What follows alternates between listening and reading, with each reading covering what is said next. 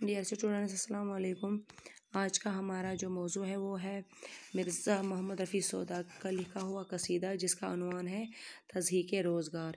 दरअसल तज़हीक से मुराद तनज़ करना, यानी किसी की तनज़ करना। असल में शायर ने ये जो यहाँ पे इस तज़हीक रोज़गार में एक बदअतवार और नातवान घोड़े को अलामत के तौर पर पेश किया गया है, वो अलामत के तौर पे लाया गया है, और जो मुग़लों की ज़वाल पज़ीर हुकूमत को ज़ाहिर करता है। इसी घोड़े की आड़ में आकर शायर ने मुग़ल हुकूमत की कारकर्दगी और उसके ज़वाल पर तनज़ किया, यानी कि मुग़लों की कारकर्दगी पर शायर ने घोड़े की आड़ में आकर, यानी खुद छुपकर घोड़े को आगे पेश किया कि किस तरह से घोड़े को बिल्कुल नातवान यहाँ पे बयान किया है। उसी की आड़ में आकर, घोड़े की आड़ में आकर उन्होंने मुग़ल हुकूमत के ज़वाल और उसकी कारकर्दगी, उसकी जो हुकूमत थी और उसकी कारकर्दगी क्या थी मुग़लों की, उस पर तनज़ किया। तो चलो शुरू करें।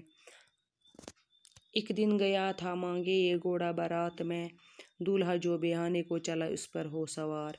यानी पे एक दिन मैं गया था घोड़े को मांगने, यानी एक दिन तो शायर फरमाते हैं कि एक दिन घोड़ा बारात के लिए मांग कर लिया गया और जो दूल्हा इस पर बहाने के लिए चला, यानी मैंने एक घोड़ा मांगने के लिए, बारात के लिए मांग कर लाया और जो दूल्हा इस पर बहाने के लिए चला, यानी जो मैदानी जंग में जाने के लिए जिस दूल्हे को तैयार किया गया था उसी घोड़े पर उसको चढ़ाना था। सब्ज़े से ख़त सयावसिया से हुआ सफ़ेद, था सरो सा जो कद हो सो हुआ शाखबारदार।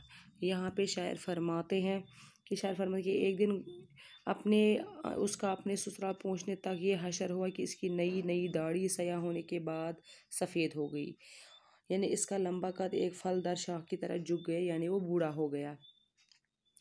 पहुँचा गरज उरूस के घर तक वो नौजवान, शख़ूसियत के दर्जे से इस तरह गुजार। यह शख़ूसियत से मुराद यानी बुढ़ापा, यानी यहाँ पे किसी भी तरीके से खुदा खुदा करके वो दुल्हन के घर तक पहुँच ही गया, यानी वो बिल्कुल उस बुढ़ापे की हालत में वो दुल्हन की तरह पहुँच ही गया। मट्ठा तो इस कदर है कि जो कुछ के तुम सुना, लेकिन एक और दिन की हकीकत कहूँ मैं यार। यानी कि यहाँ पे शायर फरमाते हैं वो घोड़ा नहायत ही सुस्त और कायल था, लेकिन शायर फरमाते हैं अगर एक तरफ से अगर वो कायल और सुस्त था, लेकिन मैं आपको इसकी दूसरी हकीकत बयान करता हूँ। दहली तक आ पहुँचा था जिस दिन के मरहटा, मुझसे कहा नकीब ने आकर है वक्त कार। यानी जिस दिन मरहटे दिल्ली तक पहुँचे थे, मुझे किसी खबर देने वाले ने ये कहा कि अब आजमाइश का वक़्त आ गया है। मुद्दत से कौड़ियों को उड़ाया है घर में बैठ होकर सवार, अब करो मैदान में कारज़ार। यानी कि अब कहा उसने कि आपने बरसों बिताए हैं, रुपया लुटाए हैं घर में बैठकर, कोई किसी किस्म की जंग नहीं छेड़ी है, किसी किस्म का कारनामा नहीं दिखाया, बरसों अपने घर में रुपया उड़ाते रहे, अब वक़्त आ गया कुछ कर दिखाने का। नाचार हो के तब तो बंधाया मैं इस पे ज़ैन, हथियार बांध कर मैं हुआ जाके फिर सवार।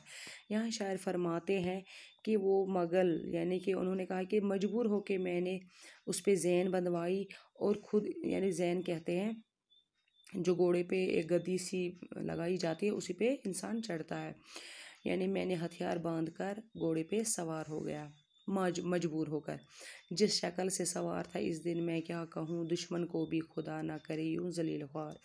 यानी जिस दिन मैं इस पे चढ़ गया, जिस दिन मैं इस घोड़े पे चढ़ गया, मेरी शक्ल बिल्कुल खस्ता थी, मेरी जो हालत ही खस्ता थी, वैसी हालत खुदा दुश्मन की भी ना करे, ऐसी मेरी हालत हो गई थी। मैं चाहता हूँ कि दुश्मन की भी ऐसी हालत ना हो। चाबक थे दोनों हाथ में पकड़े थे मुंह में बाग, टिक टिक से पाशना के मेरे पाँव थे फिगार। यहाँ पे शायर फरमाते हैं मैंने अपने दोनों हाथों से चाबक पकड़ी, यानी जिससे घोड़े को कंट्रोल में किया जाता है। मैंने दोनों हाथों से चाबक पकड़ी और लगाम मैंने मुंह में थामी थी, जो लगाम थी वो भी मैंने मुंह में थामी हुई थी। घोड़े की बुरी चाल से, यानी घोड़े की जो चाल थी उससे मेरे पाँव ज़ख्मी हो गए, उसकी बुरी चाल से मेरे जो पाँव थे फिगार, यानी ज़ख्मी हो गए थे, घायल हो गए थे उसकी टिक टिक से, जो उसकी बुरी चाल थी। आगे से तो बड़ा उससे दिखलावे था सेंस सेंस। पीछे नकीब हांके था लाठी से मार मार। यानी घोड़ा सीधा चलने का नाम नहीं लेता था। इसके आगे से कोई अनाज और बोसा भरा हुआ थैला दिखा रहा था ताकि वो इसी लालच में कदम बढ़ाए, और इसके पीछे नकीब उसे लाठी से हाँक रहा था। यानी कि कोई उसे घोड़ा ठीक से नहीं चल रहा था, कोई से आगे वो फल दिखा रहा था, भूसा वो अनाज वगैरह दिखा रहा था, थैला दिखा, ताकि घोड़ा इसी के लालच में आकर अच्छे से तेज़ चले। और जो पीछे नकी था, जो उसको मेरा जो खबर देने वाला था, वो उसके पीछे लाठी हाँक मार रहा था और उससे चलाने की कोशिश में लगे हुए थे। हरगिज़ वो इस तरह भी ना हिलाया था रो बरा, हिलता न था ज़मीन से मांदे कौसार।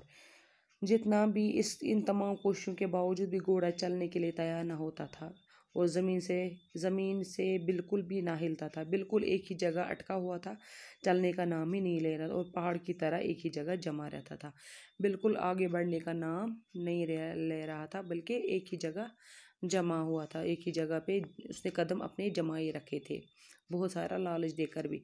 तो बच्चों, इतने अशार आज के वीडियो में, अगली वीडियो में फिर और मज़ीद अशार पढ़ेंगे। तब तक के लिए अल्लाह हाफिज़।